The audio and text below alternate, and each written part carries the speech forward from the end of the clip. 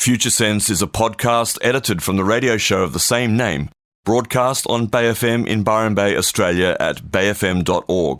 Hosted by Nyck Jeanes and well-known international futurist Steve McDonald, FutureSense provides a fresh, deep analysis of global trends and emergent technologies. How can we identify the layers of growth, personally, socially, and globally? What are the signs missed, the truths being denied?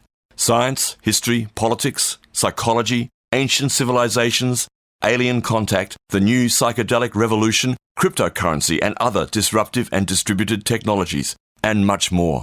This is FutureSense. And good morning to my co-host, Steve McDonald. Good morning to you, Nick. How you doing? I'm good, thanks, mate. That's good. I'm not, as you know, I'm a bit ill today. You're a bit under the weather this morning. A bit under the weather, yeah.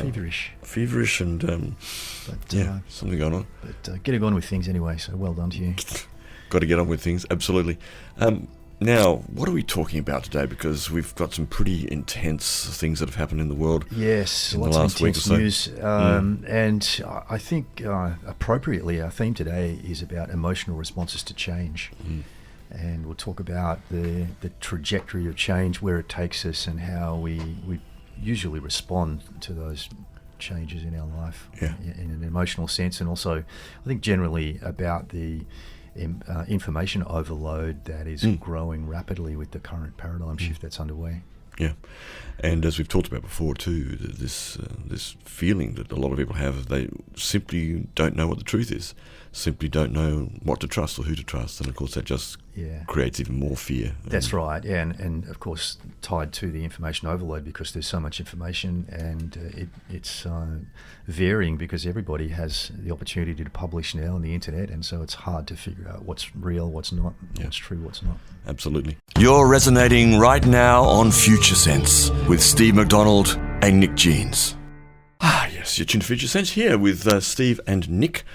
And today we're talking a little bit about the change process again, particularly with relevance to some of the big events that have occurred in the last week or so here, and that of course includes in particular the New Zealand mosque shootings. Terribly sad, terribly divisive, arguably, and perhaps part of the way that things are being expressed as people become less and less certain, more and more afraid, and taking it out on other people. And one might always say that it's always been that way with human beings, but perhaps not. Perhaps we're in a particular frame, a particular phase of our evolution right now. So Steve, let's flesh out some of the process, the change process itself, how it manifests itself. Sure. So let's just summarise the trajectory of change very quickly so we can put this in context. And this brief summary is from the work of Claire W. Graves, who found this dynamic in his research into developmental psychology. And particularly he noted that when people went through major change, that was particularly taking them from one worldview to another worldview and a completely different set of values, there was this trajectory profile of change that rolled out. And this is a ubiquitous pattern that you'll find pretty much anywhere you care to look, because the change process doesn't just apply to human psychology and our experience, it applies to everything. And I guess one of the more simple examples is the 4 seasons of the year, where we go from summer through autumn and winter and spring and then back to summer again. And in the process there's a kind of relative dying off that, we don't see it so much in green places like here Byron Shire, but certainly in Europe and other countries you get that real extreme feeling of everything kind of freezing and dying and the leaves falling off the trees, and everything sort of goes into static mode, and then with the changing of the seasons everything blossoms again and returns anew. And we go through this same process when we encounter major change, because as a general rule, humans like stability. And one of the key reasons for that is because our capacity to cope with life comes as a result of change. And when we find stability, in other words, when our coping capacity matches the challenges that life is throwing at us, we feel comfortable and we can relax. It's kind of like summertime, where you can kind of set up a hammock under a tree and chill out. Yes, please. And of course, usually when okay. we're in that state, we don't want to be challenged. We don't want to have to change, because change involves inevitably feelings of being uncomfortable and basically a search for solutions, which can be sometimes quite difficult.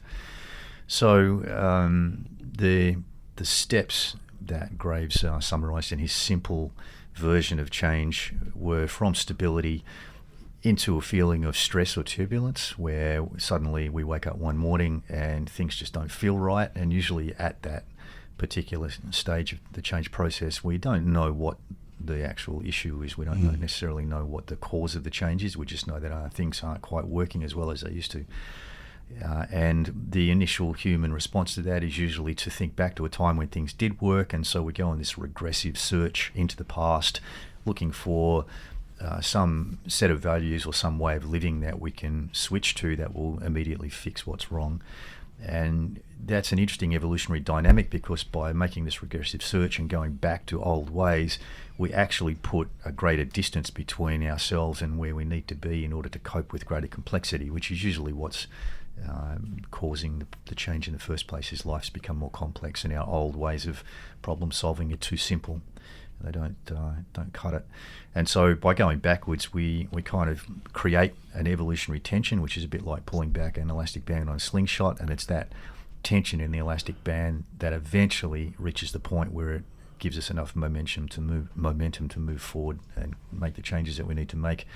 And in the process of that tension building, we descend into a place of chaos or crisis. Usually this is the usual trajectory, where things fall apart. So in the turbulence phase, things were obviously not working so well, and then as that ramps up, we get to a place where things are really not working very well at all, and our old values that we used to live by are kind of cut loose. We realise that they're not working, so we start to let go of them, but we don't yet have any new values to grab onto. So that's a bit like being adrift without a sail or a motor, and not being able to direct your own progress.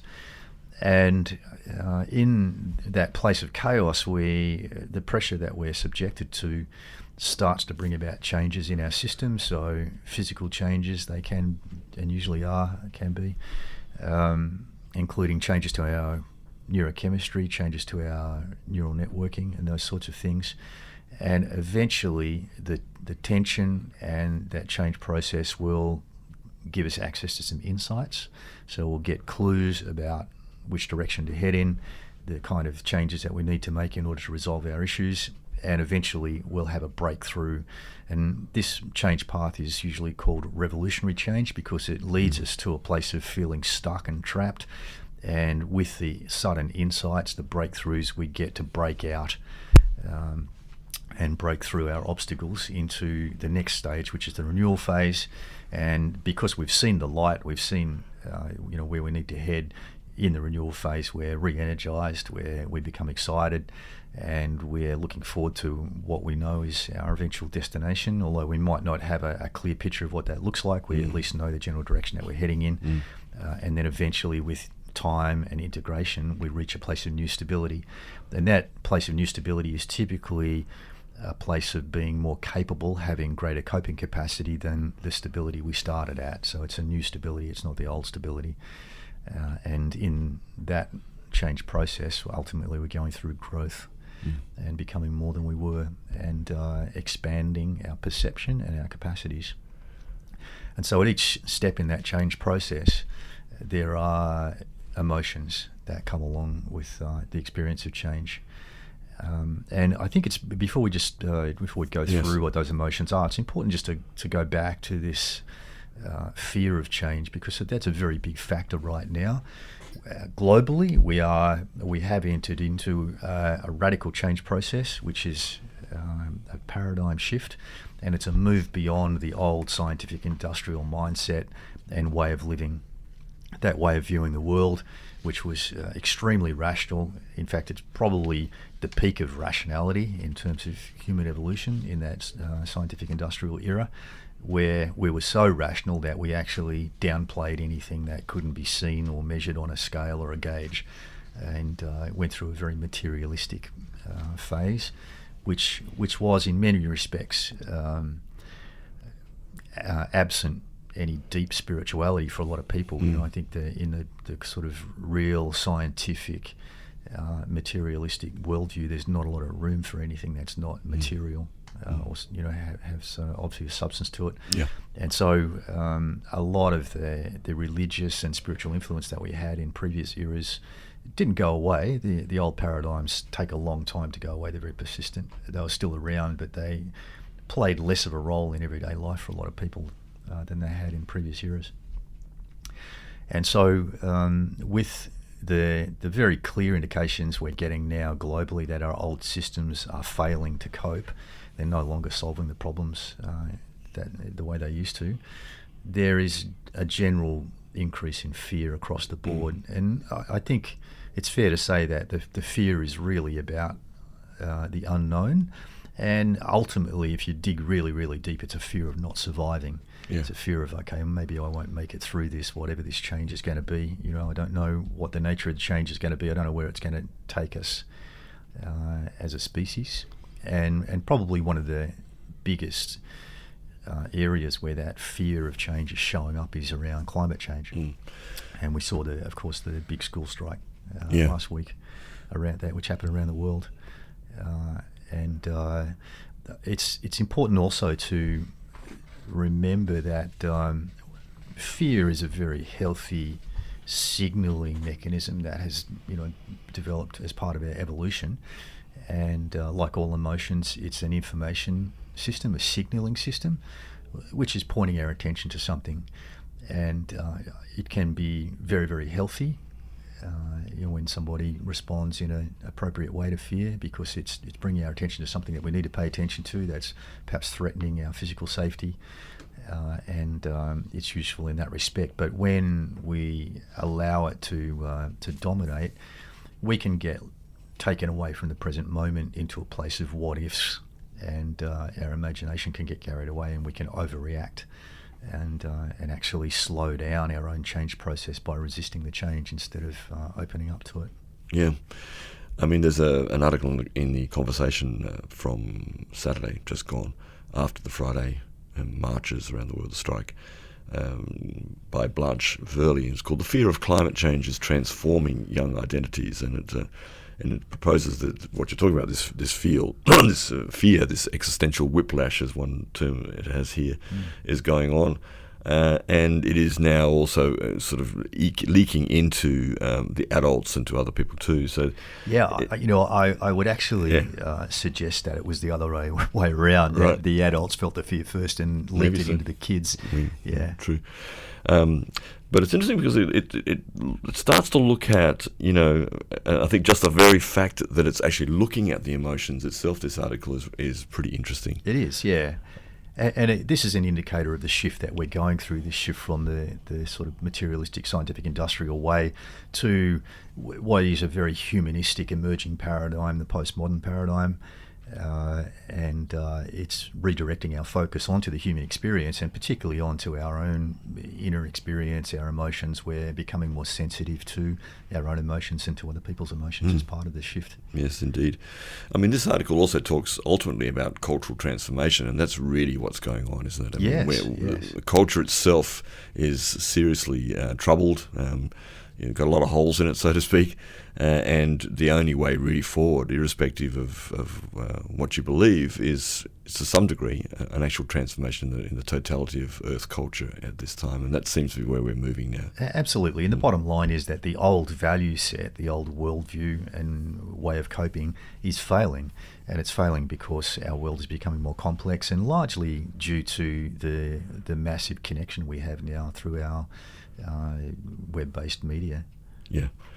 I mean, also this article talks about, for young people, how climate change, for example, challenges the beliefs that, for example, humans are or can be separate from the non-human world. So that connectivity which is coming back, and I think certainly in the previous couple of hundred years, as you said earlier, we've lost a lot of contact with that, I guess, that spiritual aspect of Gaia, of our place in the system, in the ecological system here. Yeah, that's right. And our way of living changed radically. If you think back before the scientific industrial era, we were living in an agricultural world, where agriculture was the main kind of industrious work. And we were very much more connected to plants and the natural world there. And the modern scientific industrial brought us into larger concentrations in cities, gave us concrete, and it became very easy for us to shut ourselves away from the natural world. It also says that climate change challenges the beliefs that individual humans have significant control over the world and their lives. That's another one. And thirdly, if you work hard, you will have a bright future. So that almost dystopian feeling that's arising in what we're seeing certainly in young people now, that actually it's irrelevant. You can't work hard and do what you're supposed to do and what you're told to do, because there is no future. And that's what it looks like to them. That's what it feels like to them. Your elected representatives care about you.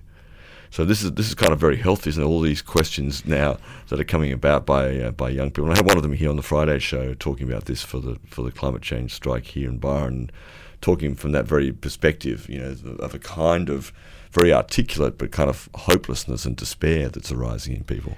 Yeah, it's what I was referring to before as the what ifs, getting lost in the what ifs and not actually looking out the window and saying that, okay, well, things aren't so bad, really. Sure, there are things that we need to pay more attention to and things that we need to change, but we haven't quite gone to hell in a handbasket just yet. Yeah. And I think it's really important to remember that, and part of our response to the challenge of change, and remembering that this is a natural evolutionary dynamic. It's a natural thing, so it's nothing's wrong.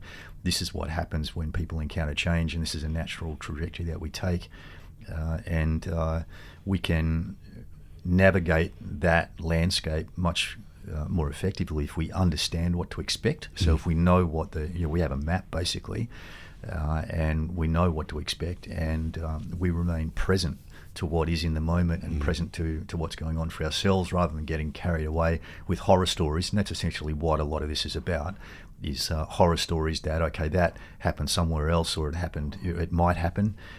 In the case of the climate change story, what's being put out there, this idea that the world is going to fry and we all won't be surviving, has never happened in the history of humanity. So it's an extreme story that's being put around, which really, despite the common discussion in the public arena, really doesn't have much of a solid scientific substance to it. The science is very uncertain, in my opinion. And what we need to do in order to cope better is to actually come back to being present, being here now, and noticing what is actually going on, and not getting carried away with someone else's imagined scenario. I think one of the big issues too, besides fear, is guilt, because there's this rising feeling in many people that we're guilty for doing what we're doing on the planet. And of course, you could no doubt you can argue that there's a truth to that. There is some truth to that. There is some truth to that. Absolutely. But again, it's a matter of that being overblown. So people who are popping into this new value set have a much greater connection to nature, and their attention is being directed to nature and the planet, and so they're really noticing very strongly the impact that we've had in the previous era, and there's strong rejection of that, and that's a very healthy thing, because those things do need to change. Yes, yeah indeed. I've got a couple of texts in already, and you can text us here. 0437341119. 0437341119 comes off a computer. Ben has written, not sure if I can make sense of this entirely. I'll read it though. Hey guys, been trying to work out the underlying process of Graves's evolutionary mapping in the most basic but broadest form. This is what I've come up with. Mind and matter changes our life conditions. Life conditions lead to experience. Experience generates information, data. Information, data shapes thinking. Thinking provokes emotions and actions. Emotions and actions affect mind and matter. Mind and matter changes our life conditions. Repeat. Is this how the complexity line interacts with consciousness and environment? I think it's essentially correct, Ben. Yeah, and while it sounds linear the way that Nick's read that out and the way that you've written it, it's actually it's my reading its fault.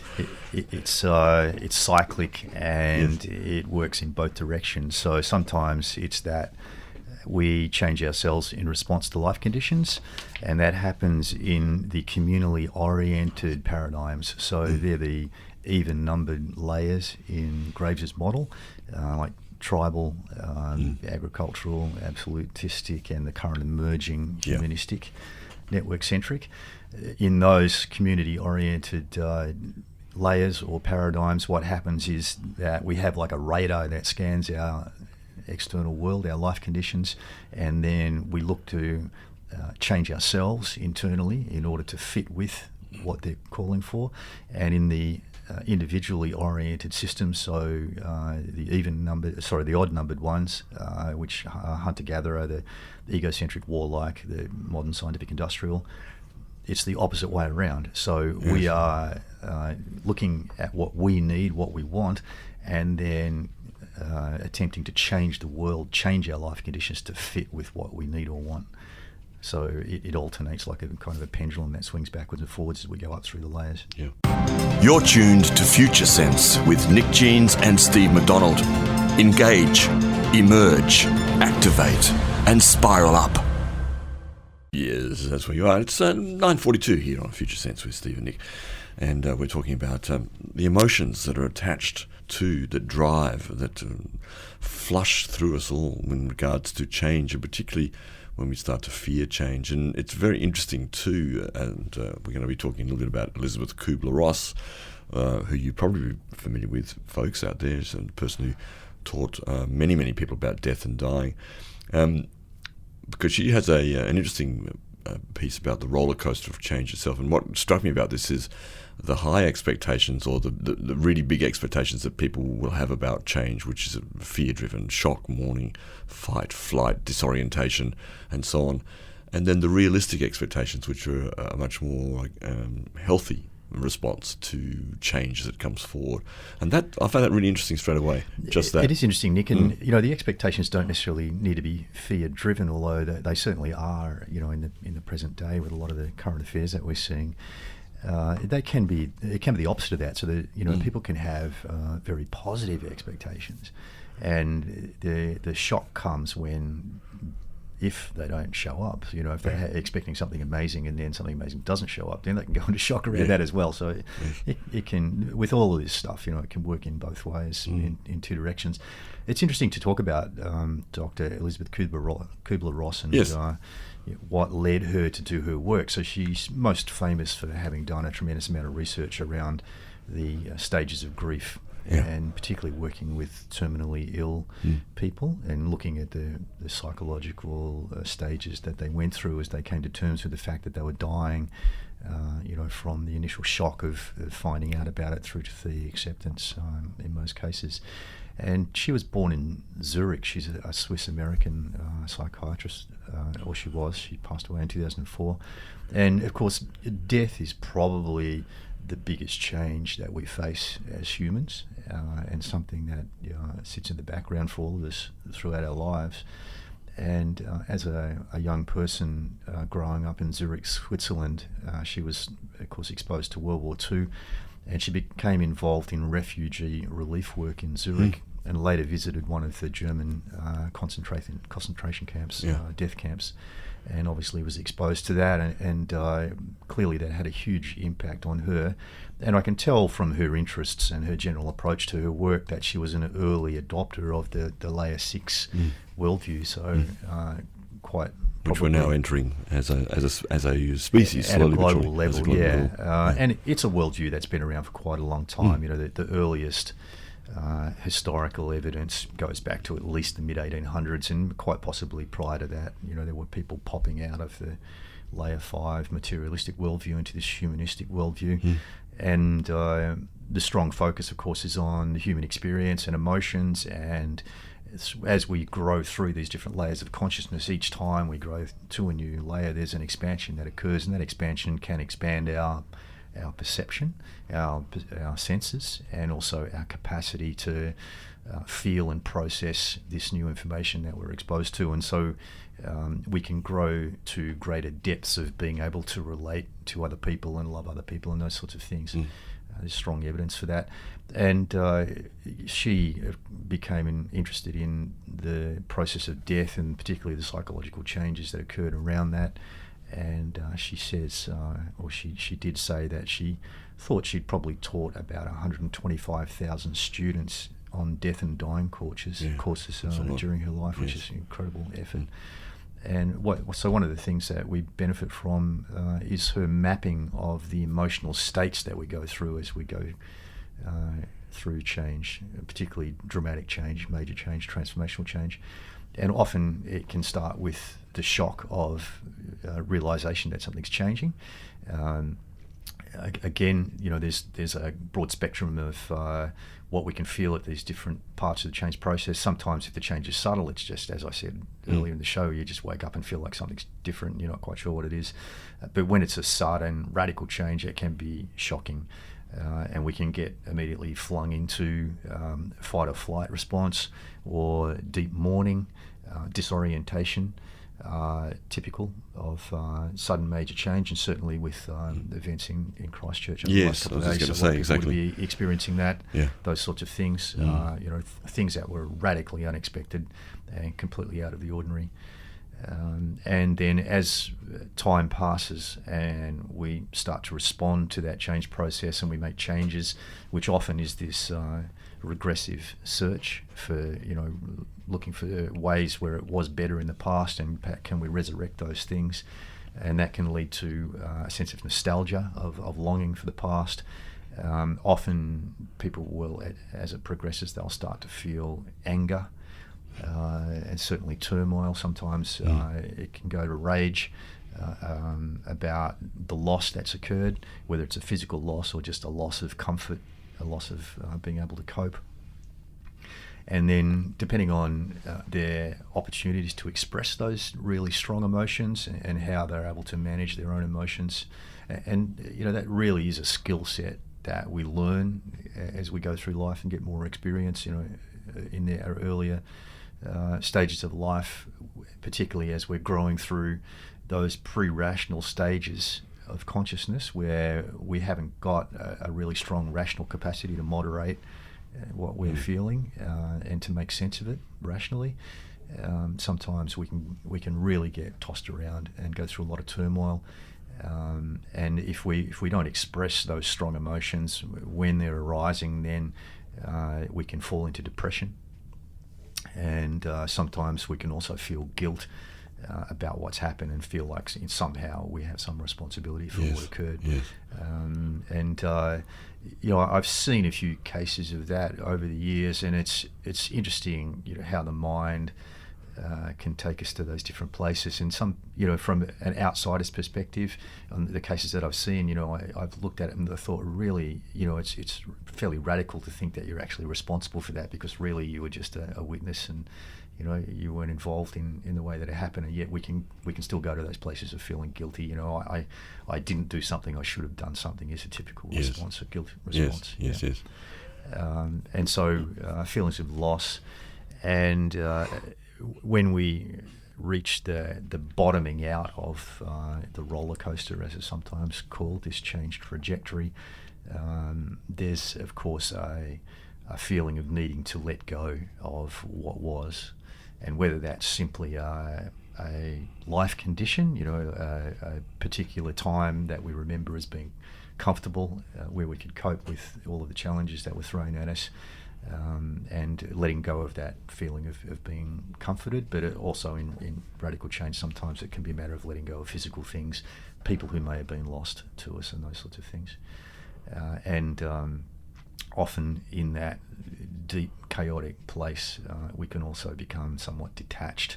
And I think this is what we were talking about before in terms of the large-scale change that is going on at the moment, and getting lost in these thought bubbles of what if this happens, what if what occurred over there happens here where I live, how will I cope? Maybe I won't cope, maybe I won't survive in some cases, and, particularly around the climate issue. That's a big feeling at the moment, I think, for a lot of people.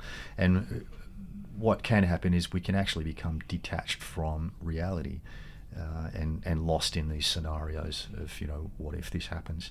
And I think, as I alluded to earlier, it's important to know that there are, really, useful strategies that we can employ in such times, and one of them is simply the practice of being present. And this is where having some kind of regular contemplative practice can be really, really useful. Yes. And during times of change, and it is a radical change process that the whole world is entering into at the moment. So really, this applies to everybody. I strongly recommend, if you don't have a regular daily contemplative practice, that it's very, very worthwhile, and it will multiply your coping capacity simply by being able to sit, quieten the mind, and be present to what's going on right now. And also, while we're on the coping mechanisms, part of this shift that we're going through from layer 5 to layer 6, so from this kind of materialistic, scientific, industrial worldview to the much more deeply humanistic, emotionally focused, human experience focused way of being human that is emerging, and of course that many of us out there listening have already transformed into in the past. I mean, this is a way of being human, as I said before, it's been around for quite a while, but still not the dominant mainstream paradigm globally. So one of the processes that change is taking us through is to a greater awareness of our body and a greater connection with our body. And I guess in a way you could say that's really part and parcel of this reconnection with nature. Yes, exactly. And the disconnection with nature that's happened during the scientific industrial world, where we've invented these new ways of living, which sometimes put us in a concrete box in a high-rise building, for example. Morning, Ross. And to an extent, that there's a potential there of us being disconnected with nature in simply because our feet aren't on the ground, and we're living in a local environment where nature has been radically transformed into paved roads and concrete footpaths and concrete buildings and very few trees and no animals except for dogs and those sorts of things. So it's a normal part of this shift right now, if you're feeling this, to have your attention being directed to nature, to the natural world, to ecology, particularly to the impact that we've had on the natural world through the scientific industrial era and the toll that's taken and the impact that it's having on our own lives and our health. And we are being directed by the evolutionary process to pay more attention to that, to change the way that we're living, to start to live with greater awareness of nature, to start to have more concern for the impact that we're having on nature.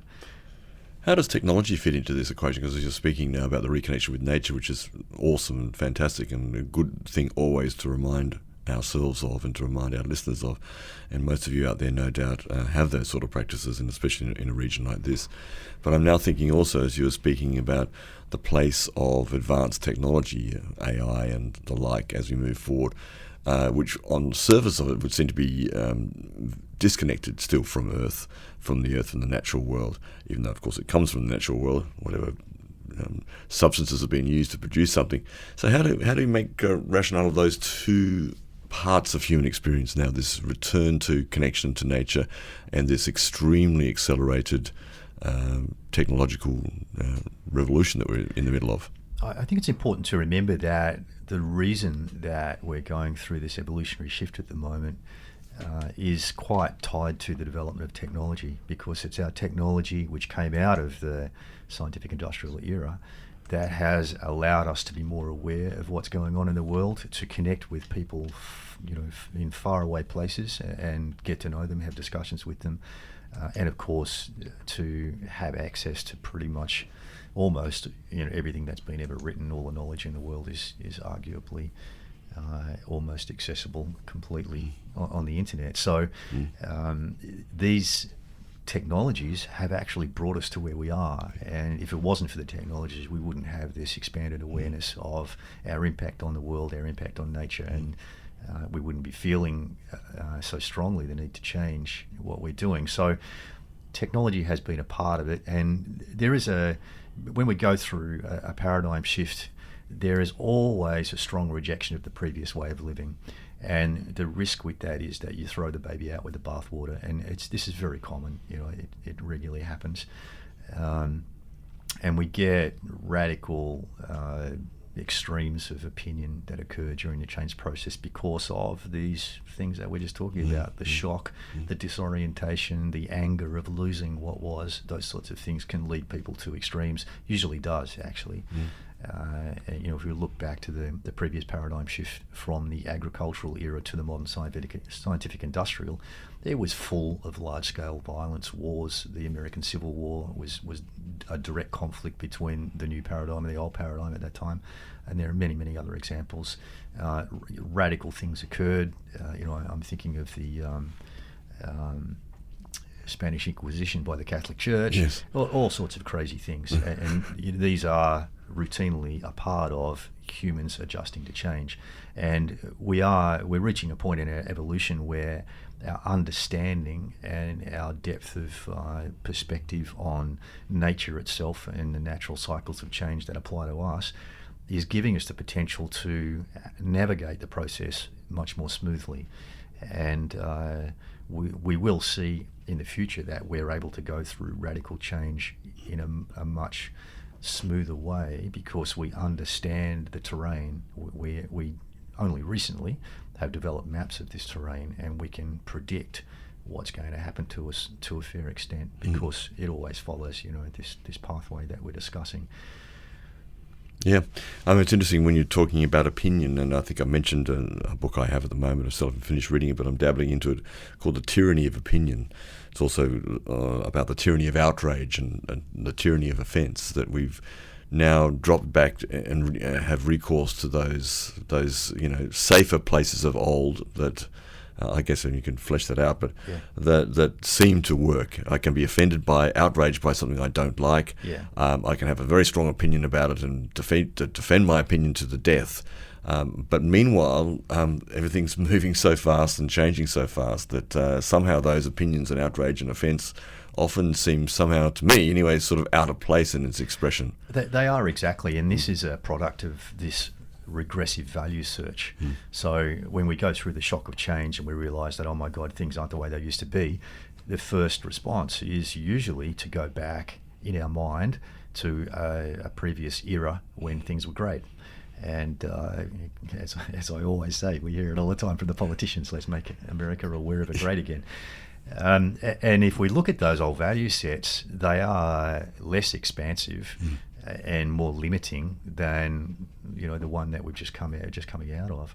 And so there's an evolutionary reason behind us going back to those things, because it increases the tension and actually speeds up the change process, which ultimately is better for everybody. Yes.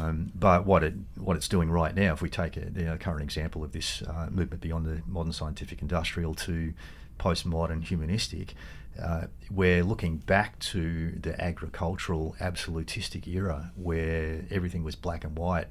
We lived in a society that was class-based, so extremely divided, and we saw fundamentalist viewpoints where people lived in a bubble of their own social class. They thought in a way that was very black and white. They abided by a strict set of rules for living life, which were not always, but were often religious rules, and strongly rejected anything other than what they knew, their one single way of living properly or truthfully. And so we're seeing the re-emergence of that right now because of this regressive search process, and that's why we're seeing extreme left-wing and right-wing expressions, and people speaking as if they're living in an isolated bubble, and they're rejecting everything that's not exactly like them. In response also to the shootings in New Zealand, the wonderful Stan Grant has also written yesterday in a piece entitled Christchurch Shootings Remind Us That in the War of Identity, the casualties aren't strangers, they're our neighbours. And he puts to us straight away that these people who've been murdered in this way, anybody could be our neighbours, it could happen anywhere. But what he does come down to is this notion of the war of identity. And I'll just quote this to see what you feel about this. We are all potentially prey to the war of our time, the war of identity. And I say this because when you're talking about layer 4 and that the authoritarian period of our evolution clearly we had an identity there that was very fixed and solid and safe and secure and was given to us. It was given from above, or given by the church, or given by the king, or whatever. But now, of course, we construct our own identities and our response to identities through the mediums of technology in particular. So he says that the war of identity is an identity forged out of resentment and a thirst for vengeance. It is identity that draws its narrative from the old festering hatreds of history. Also true. It is identity that pits us against each other, that divides us into our tribes. It is a 21st century law of the jungle, something deeply primal that leads us to tear each other limb from limb. It's pretty extreme here, Stan. Look around our world. We are putting up new walls. We are militarizing our borders. We fear the stranger and retreat into old certainties and closed communities.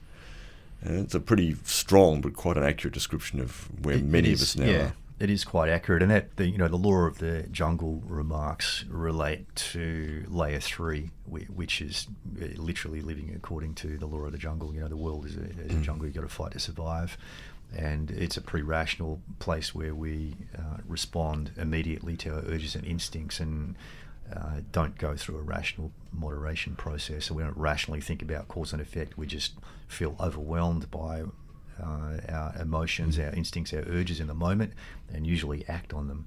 And this, of course, is very dangerous in many cases, and most likely applies to what happened in Christchurch. Is somebody that's an example of somebody who was clearly overwhelmed by emotions, urges, and instincts in the moment, and acted on them without stopping to think of the implications. And it's important to remember that when we're in these less complex value sets, particularly layer 3 that I'm talking about, is we experience a shutting down of the rational mind. And in an evolutionary sense, when we were originally growing through that layer, it was prior to the complete development of the frontal lobes of the brain, which brought that rational moderation capacity. And it's also a similar situation we find ourselves when we get shocked into fight or flight, where the brain shuts down. And most people will have had some experience of this, where they are suddenly shocked or suddenly very, very afraid for some reason, and they can't think straight. They're just acting on instincts in the moment. And that is the nature of being human in that particular layer of consciousness. I mean, it's also the case, as you're alluding to, with regards to the tribal instinct that we have in layer 6 that we're moving into, but the problem is often that we sort of slip back to early iterations of that. And I love this piece from what's her name, Professor Chua, from one of these articles too, and she says that tribal instinct is not just an instinct to belong, it is also an instinct to exclude.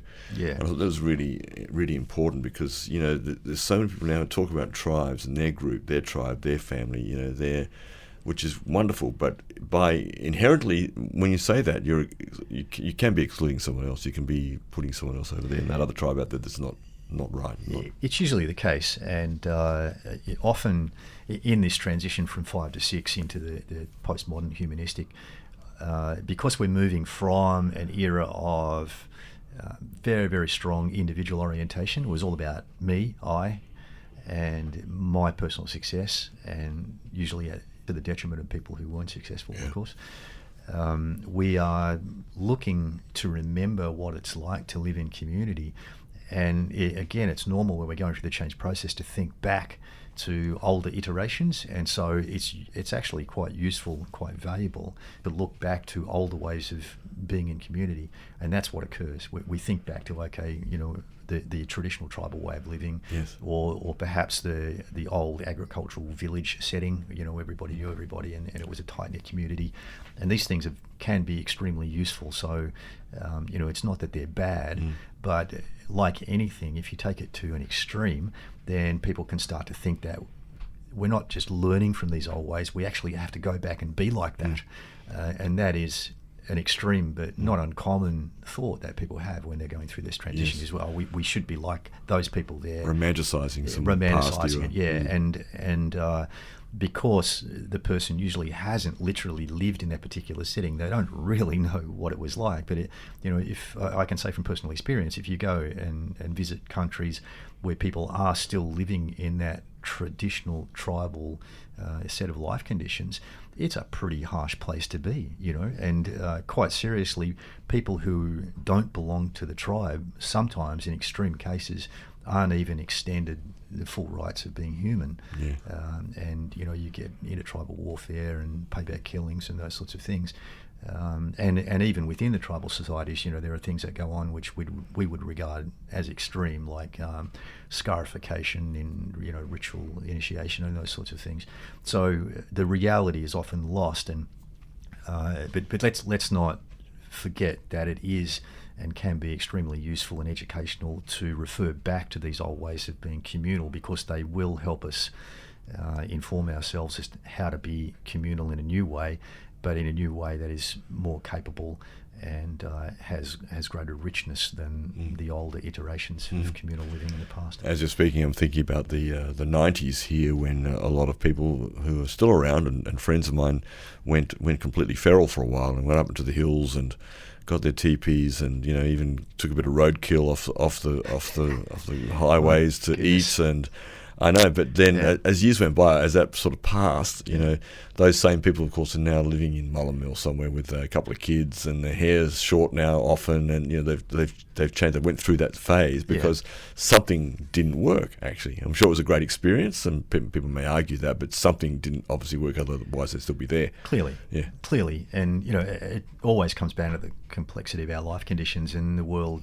seems to be constantly getting more complex. And so these older ways, while they offer us wonderful information and we can learn from looking back and seeing how we lived then they're really not a good match for the level of complexity that we face today. They're not going to help us solve our complex problems. Yeah, indeed. You're tuned to Future Sense with Steve McDonald and Nyck Jeanes.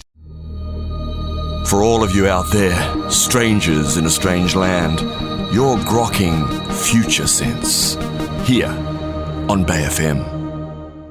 10:18 on FutureSense, and thanks for your texts. We won't get to answer all of those texts because some of them are quite long and detailed, but do appreciate your listening and your engagement with some of the ideas around Claire W. Graves, because of course it's not for everybody, that's also true, but it's a fascinating model which certainly fleshed out and deepened in one's own being, certainly helps with information overload. I segued nicely there, because it's very true that today we are in a situation, living in a world where there is just so much information, and as much as anything else, it's hard to figure out what one should be looking at, reading, digesting, and then what is actually true, real, and trustworthy, and the like. So it's a complex world, and all of you out there, all of us, I think, are to some degree fraught with this information overload that we're experiencing. It's a big challenge, and it's one of the key drivers of the evolutionary tension. Of course, that's pushing us along. And the best thing we can do to cope is, of course, work on ourselves. And the faster we can move our own development process, the better we'll be able to cope. And we have to grow through these layers in sequence. So it really comes down to where you are personally and what is the next step for you in your own growth. And if you're in the transition from 5 to 6, where you're leaving behind the what has been the conventional world for the last few hundred years and moving into this more expanded postmodern humanistic network-centric way of being human, then the next step is to move from a rational process of looking at all your options and assessing which is the best option, which is really becoming pretty much impossible if you want to go on the internet and look at options. I mean, there's too many options there. You'd spend the rest of your life reading them. And so the next way of coping beyond layer 5 is to then form a trusted network of peers, and then you've got like a network of brains who are able to look at and digest a whole, much more information than you could as an individual, and so you benefit from the group mind, and that is the next way of coping. And we know from the map that we have from the research that has been done, not just by Graves but by a whole bunch of developmental psychology researchers, that the next iteration after layer 6 is actually moving beyond the rational-minded approach to what is known as the transrational, where we grow through a process of learning to tap into interdimensional information in what I call a quantum process of knowing, of actually just direct access to insights. Would you say that the reconnection with nature that we're talking about in layer 6 is a ground for that next step that you're talking about, that layer 7, that interdimensional transrational approach? Absolutely. Nice pun there too, I must say. Yes, absolutely. And that is in the sort of long-term perspective of human evolution, one of the key roles of 6 is to lay that solid ground for what Graves called the momentous leap. And you can't leap off quicksand, right? So you have to have solid ground. And hence the natural direction to reconnect with nature and to be grounded, quite literally. Get your bare feet on the ground and connect with the Earth's frequency, if we want to talk from a physics perspective.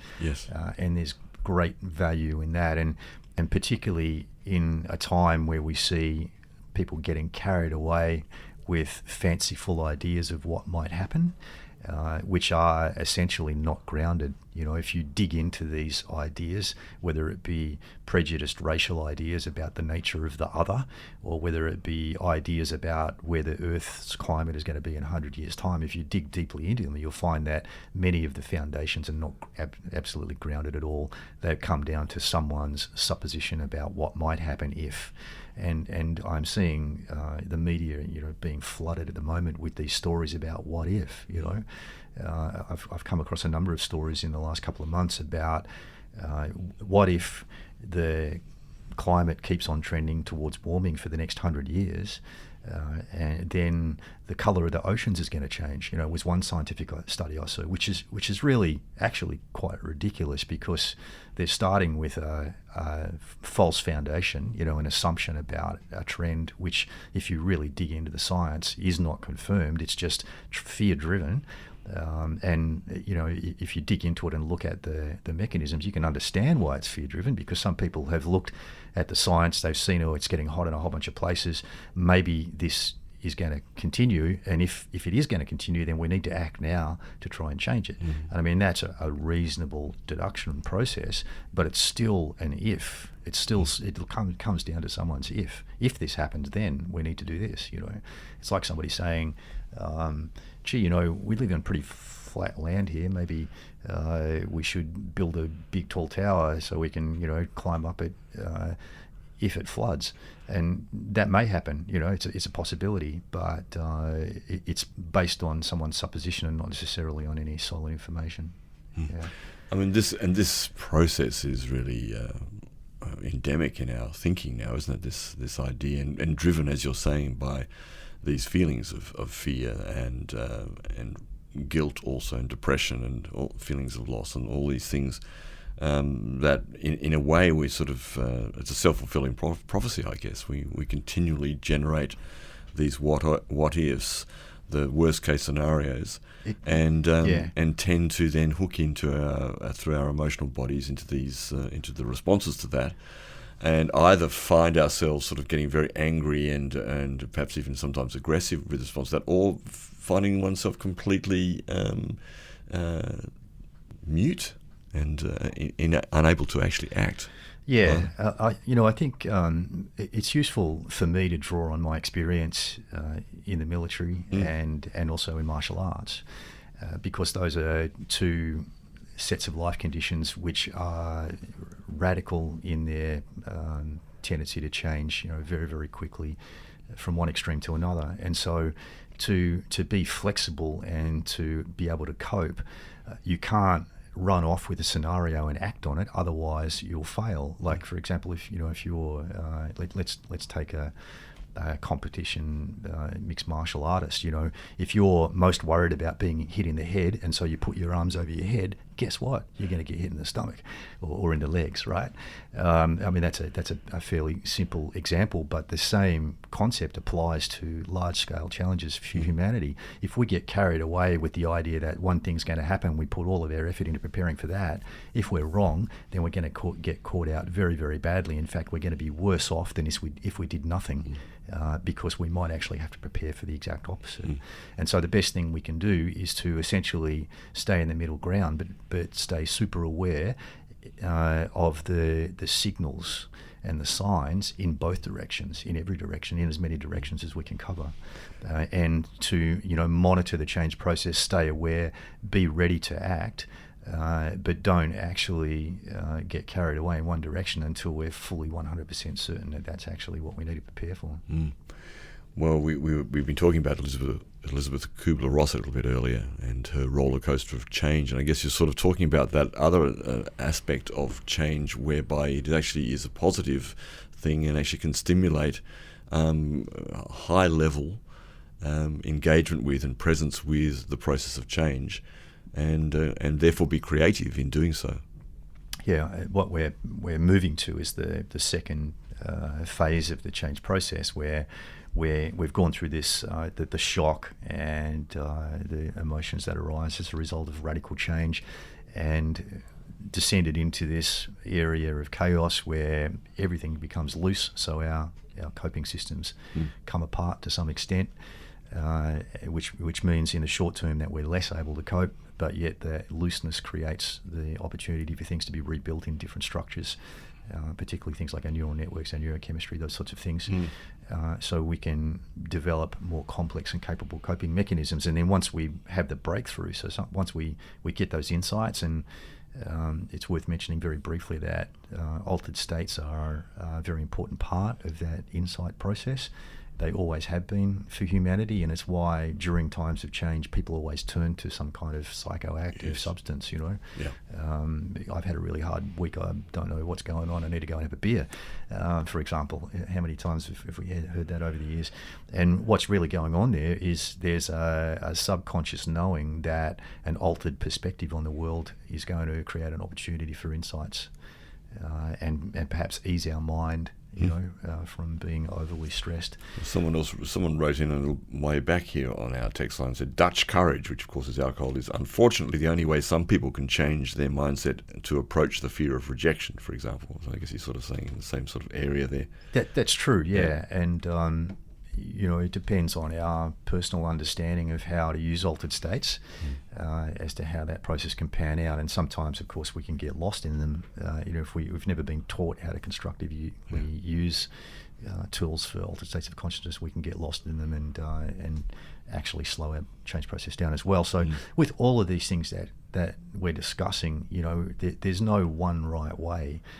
We're not saying you should do this or you should do that. What we're saying is that in times of change, there are all these possibilities. There's a general landscape that we can really, predict to a certain extent, that we're going to go through this descent into things falling apart, and we're going to come through a process of insights and reorganization within ourselves, and then move into an integration and a future stabilization.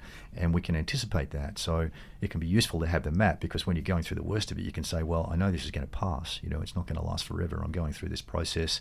I can expect at some point to have an insight, and that things are going to take a turn for the better. And on the upswing of the roller coaster, which I think is what you were alluding to before, once we have the insight, of course, it can be a massive relief. It takes the pressure off. It's like sort of taking the top off the pressure cooker and letting the pressure out. And all of a sudden, even though things haven't fully resolved themselves, we have an idea of which direction we need to head in, and we get a sense that things are changing. And typically that comes with excitement. Usually there's a re-energizing, whereas on the downhill side, we're kind of losing energy and descending into a static place, similar to the changing of the seasons into winter, as we said earlier. But now it's springtime, things start to grow again, the grass is greener and that kind of stuff. And gradually, as we go through that integration process, we're more able to solve our problems. We can refine our new ways. We're learning new ways in the process. So we have a new mindset. We have a new set of values. We're looking for different things in life. We're motivated by different things.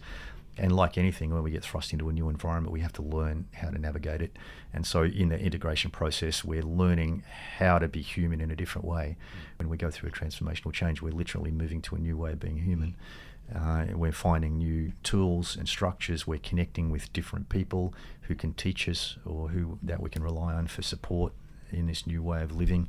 And then slowly, as we consolidate, life becomes more stable. And eventually we get to a point of equilibrium where our coping capacity matches the problems that we have to solve.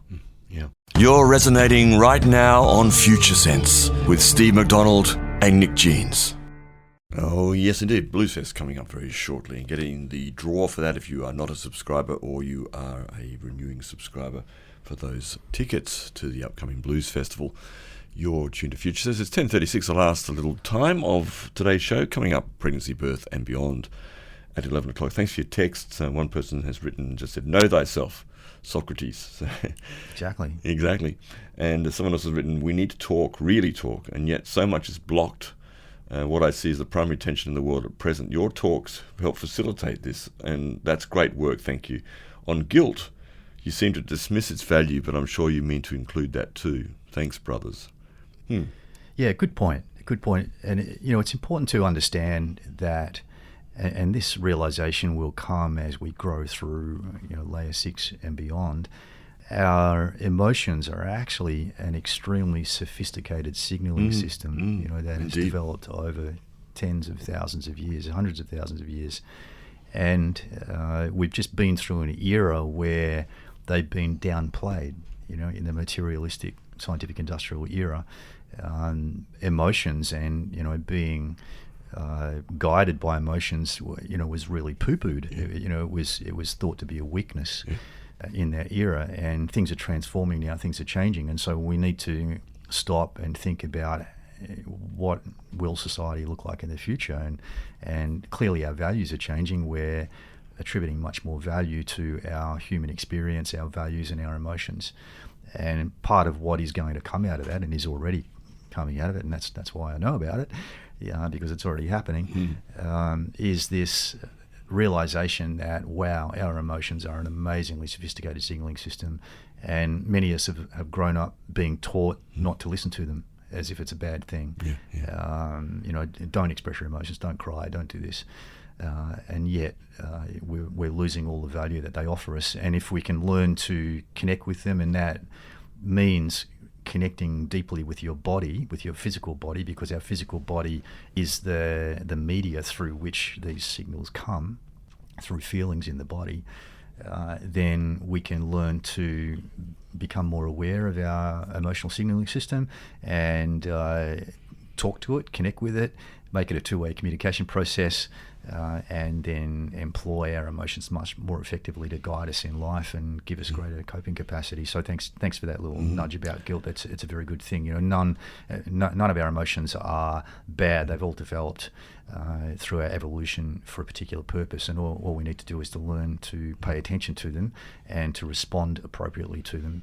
Give them the attention they deserve and act on it. Yes, it's interesting what you're saying, because of course in the last era that we're now starting to move out of, layer 5, empathy, sympathy, even compassion were certainly downplayed emotions, other than when useful, in a political or economic sense, you could argue too. So that rediscovery of those abilities to feel, not just yourself, but actually to feel into another, starts to give us the opportunity on a global scale to actually start to come up with real solutions, grounded solutions, as you said before, to the real challenges that we have now.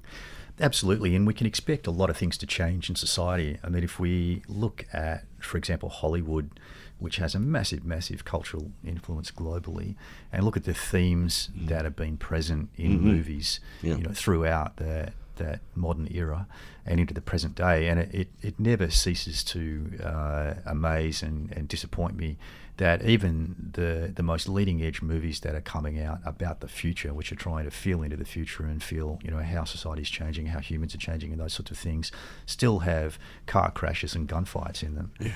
It's like there's this checklist that Hollywood has when they make a movie, and we're making a movie about this particular thing, it's all in the future, blah blah blah blah blah. That's really great, but make sure you get some gunfights in there, and let's have a couple of car crashes or spaceship crashes, right? Which is so representative of the old era, and it's something that needs to radically change and will radically change, in the due course of things. Yeah. It's interesting hearing you speak of these things, because being a military man, been in the army for 20 years or so, nearly 20 years, whatever, 15 years, and being taught to kill, as you said to me off air today. Yeah. But you've turned so completely the opposite direction. Not that I imagine you joined the army to kill. No, but, I think there's again, Hollywood is responsible for the general understanding of the military to be the American military in the way that it's employed. But I'm very happy to say that my experience of the Australian military was radically different to what you see on TV. And there was a tremendous amount of constructive learning and some wonderful shared experiences that happened for me when I was in the military. I was fortunate not to go to too many conflicts. I only went to one war, and the one war that I did go to was a humanitarian action where we were providing protection for a starving population so that they could be fed. In Somalia. And I'm grateful that if I had to go somewhere, that was the place which felt to me like a worthy purpose. I would have had great difficulty if I had still been in the army and be sent to places like Iraq and Afghanistan, because I radically disagreed with the purpose behind those deployments. Yes. Yes. But my own experience was very constructive. And I was fortunate that I never had to use lethal force in the time that I was in the military, but I certainly witnessed that happening. And consequently, I think I'm better equipped than most people to speak about that experience of being human and that urge that we've had in the past to kill each other for various reasons, and the consequences of that for those who survive, which I've lived through myself. Including about 20 years of suffering post-traumatic stress disorder, which radically disrupted my life, meant that I couldn't work for quite a time, and that I spent some years being quite disabled as a result of that, and have grown out the other side of it, with a very, very deep understanding of what it's like to go through that, and that Vietnamese philosopher whose name I always have trouble pronouncing, but it's something like that. Nyck Jeanes. Oh, Thich Nhat. Yeah, yes. Yeah, you know the one I'm talking about. I know the one you're talking about. I'm sure all the listeners, most of the listeners know what I'm talking about. There's a beautiful quote by him where he talks about exactly this topic. And coming from Vietnam, of course, it's a country with a troubled history in terms of all the conflict that went on there. And he says that there is tremendous hope for the world through war veterans to actually transform the way that we live and to move away from conflict, because no one knows the reality of that as a war veteran does. That's great. I think that's a really powerful thing to remember. Absolutely. Well, in the last 10 minutes or so that we have, we want to give it a little bit of some positive examples or ideas about how we can move forward as individuals and as communities now. Yeah, I think change. So. Let's talk about personal coping strategies and also large-scale coping strategies. Yes. Some of the things that we're already seeing pop up in the media. People calling for an increase in mental health services in society. I think is a really important thing, because when we go through radical change, we are challenged. Our mental health is often challenged. Clearly, I think a lot of people, especially in the Western world, are mental health challenged at the moment, one way or the other. I think that's probably quite true, and we see that in so many ways. Yeah, and so we all have an opportunity to help change society in the coming years, and we can do that by expressing our right to vote, who we vote for, and voting in people who are displaying these new value sets where They have a deep humanitarian aspect to their nature.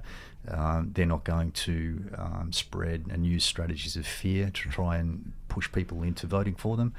We are learning to discard that. We're learning to see through these what are really hidden agendas.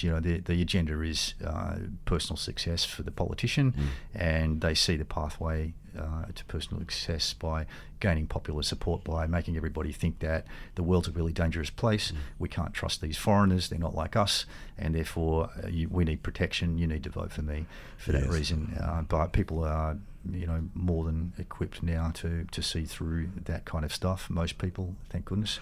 Yes, let's hope so. Of course, the prime example of that in Australian politics in recent times is the Tampa affair with John Howard, who got himself elected in 2001 by exactly what you're talking about. Of course, and that was around the time of 9/11 as well, where there was a lot of fear and uncertainty about the radical change which had occurred with this large-scale violence in a place that normally wasn't exposed to that, in New York. And you were there for that, of course, Nyck, as well. I was there. Yep. So we need to just be careful we don't get carried away with these scenarios of what if this happens, what if that happens, because usually they're driven by fear, and I think fear is a tremendous testing mechanism. If you just stop for a moment and be present and think, okay, is this actually driven by fear? And if it's driven by fear, then most likely it's not useful. Fear, like all emotions, has a purpose. It is useful to help us avoid immediate danger. But when we start building fearful scenarios way into the future that actually have lost their groundedness, then it's not useful, because it distracts us from what we should be doing right now and the things that are really important right now. So first and foremost, whatever the topic is, it doesn't matter. Just ask yourself, is this fear-driven? And if it is fear-driven, then just realise that it's probably not fully grounded. And we need that's really good. I mean, it's paradoxical too, because I think a lot of people are feeling now that the only way they can generate action and change is to run from those kind of emotions, fear and guilt and so forth. So it's a bit tricky, because if, as you're saying, and I totally support you, that instead of following the fear, so to speak, which is, I think we used to say in the New Age world, false evidence appearing real, FEAR. If we're driven by that, and then it isn't the grounded direction that we're going in. It might have some value here and there, but it's not really the way that we should be looking. Exactly, and we've come from an era where we've been taught to ignore and avoid our emotional signals, and so I think a lot of what is happening is projected fear. Is people are feeling fear themselves, but they're not acknowledging it. They have fear about change. It's natural to have fear about change, but instead of facing their fear and dealing with it, they're projecting it out and trying to make other people fearful so they feel okay. And it's a very common strategy for people who are unable to cope with life, is to try and drag other people down to their level so they feel better. Yeah, right.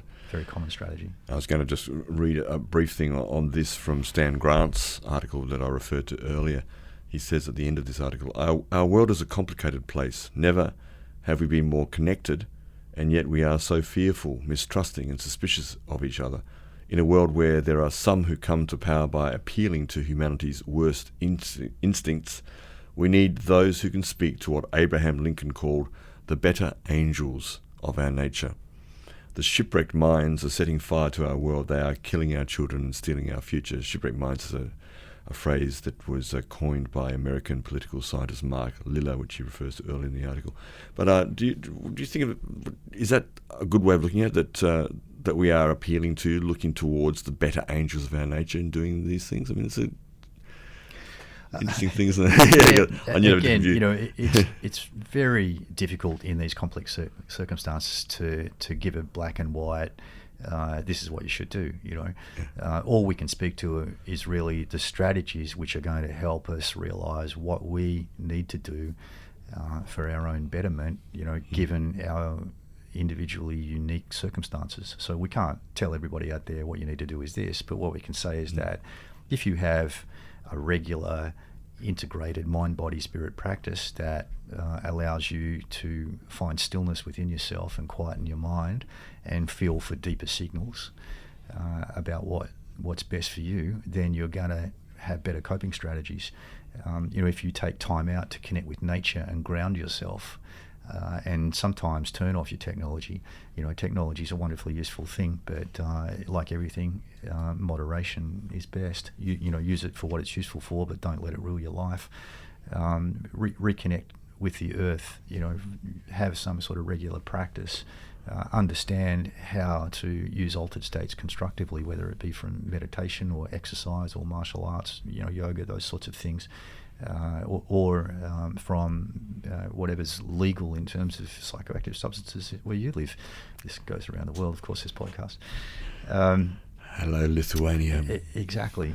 So, these are strategies that are going to help you find your path, your truth. And it's important to remember, too, that different people are going through radically different changes at the moment. Some people are in transition from layer 4 to layer 5 right now in places around the world. Some from layer 5 to 6, some from 6 to 7. So everybody's situation is unique, and the best we can do is say, here are some strategies that you can employ to help you find the right path for wherever you are. It doesn't matter what part of the map you're on. If you follow these strategies, then you're going to find your way better than you could otherwise. And on a larger scale, obviously, as we mentioned before, there's lots of things that we can do, like starting to rediscover our communal ways of living, because the major trend globally is from back to communal living to layer 6. Then we need to rebuild community at all scales. We need to rebuild our local communities. We need to return to the village concept where we have that local support and our peer reference groups.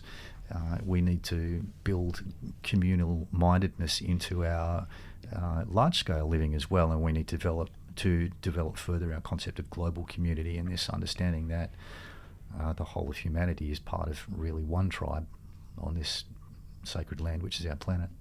Beautiful. I think we might even leave it there. Maybe we will. I think that's a beautiful place to finish today. And we'll be back, of course, next week here on Future Sense from 9 to 11 with Steve McDonald and Nyck Jeanes. Thanks for joining us. Thank you. Yeah, great pleasure. You've been listening to Future Sense, a podcast edited from the radio show of the same name, broadcast on Bay FM in Byron Bay, Australia, at bayfm.org. Future Sense is available on iTunes and SoundCloud. The future is here now. It's just not evenly distributed.